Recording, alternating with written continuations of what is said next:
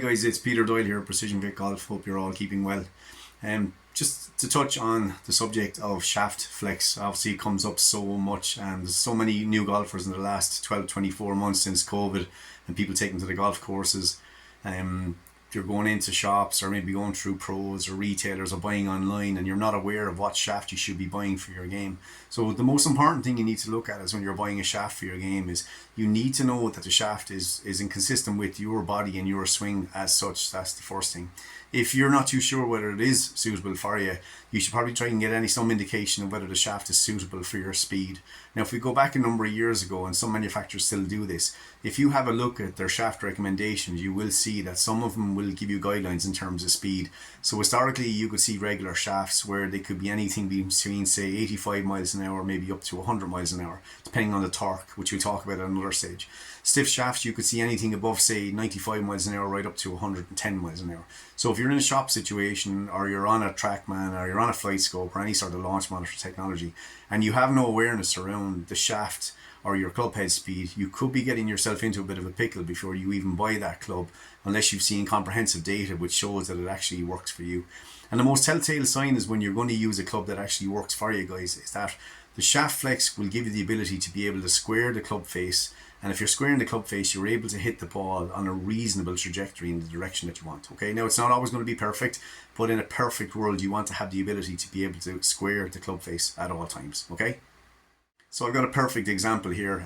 It's the new Srixon range of irons. So obviously, just as part of the fitting system here, we're just using, say, for example, the Nippon 950 GH Neo shaft, which would have came out in the last 2 or 3 years. Now, ironically, between regular and stiff in these two shafts, you're only talking about 1 or 2 grams in weight. I think from the specification you're going to see on screen, I think it's 2 grams. Okay, but the 2 grams is engineered in such a way to make the shaft in the stiff version just slightly more stable towards the tip. And I'm going to show you 10 shots that we've hit between the regular and the stiff. And what's really interesting to notice is that when I went to hit the regular version, I was hitting slightly higher shots with a more suitable spin rate. But when it came to hitting the stiff shaft, which was the initial 5 shots, what you'll notice is that my spin rates came down, and my ability to square the club face actually became more difficult. That's the most obvious thing. Okay, so let's have a look at those shots and see what happened. All right. So I'm going to go through these quite briefly, right? So the first 5 shots are using the stiff shaft, okay? So typically a 7-iron on tour, you're looking at about 7,000 revs, right? Now my attack angle is okay, club head speed is not too bad, right? But what you notice immediately is that my spin rate on the first shot is 4,700. Face angle is not too bad, maybe it's even slightly draw, right?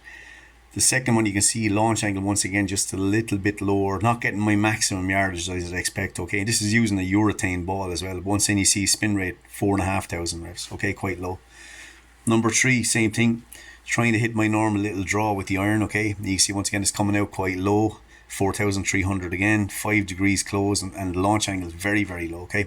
Next one, I'm trying to hit a little bit of a cut, just a little bit of a fade, and you can see what happens. Elevation gets up a little bit more, not too bad, but spin rate still quite low at 4,600. And once again, we're only talking about 2 grams in difference.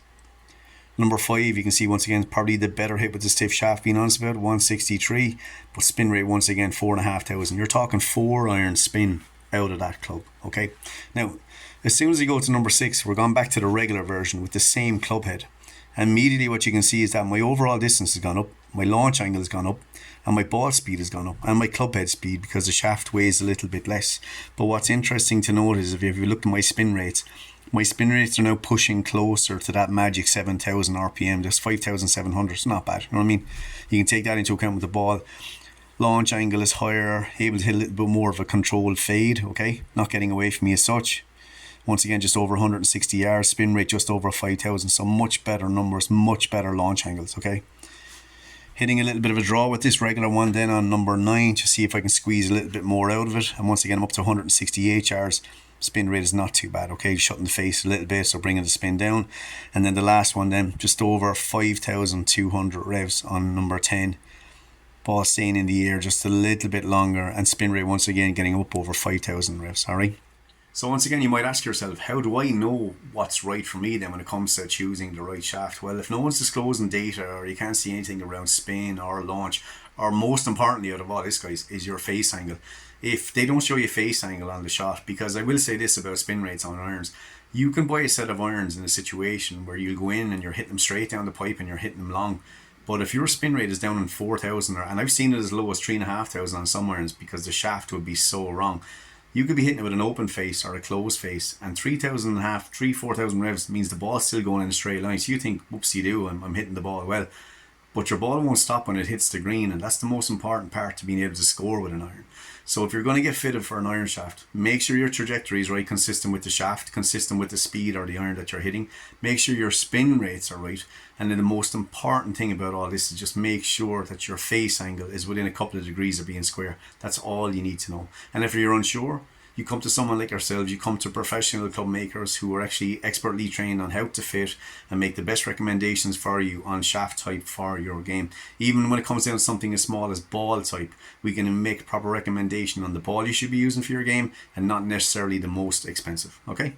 So once again, it's been an absolute pleasure talking to you. If you have any questions whatsoever, just please reach out to us at the usual, peter@precisefitting.com, or any of the telephone numbers listed on the website. Once again, it's been a pleasure talking to you all, and I look forward to talking to you again in the near future. Take care. Bye bye.